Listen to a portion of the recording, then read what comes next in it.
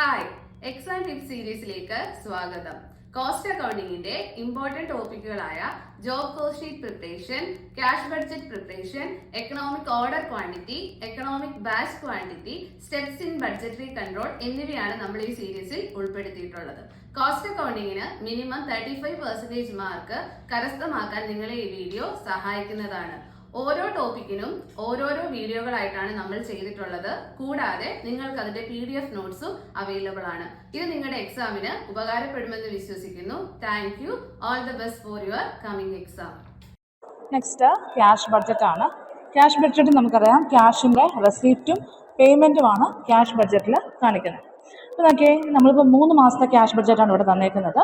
അപ്പോൾ നമ്മൾ ആദ്യം ഏപ്രിൽ ചെയ്യുന്നു. ഏപ്രിൽ ചെയ്യുമ്പോഴത്തേക്കും ഏപ്രിലിലെ ഓപ്പണിംഗ് ബാലൻസ് വേണം ആദ്യം എഴുതാനായിട്ട്.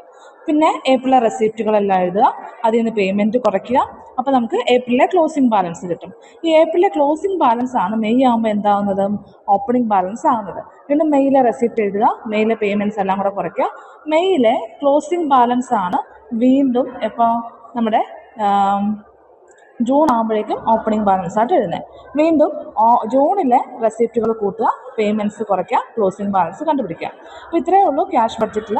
നമ്മുടെ റെസിപ്റ്റുകളെല്ലാം ആഡ് ചെയ്യുക, പേയ്മെൻറ്റ്സ് കുറയ്ക്കുക, ക്ലോസിംഗ് ബാലൻസ് കണ്ടുപിടിക്കുക.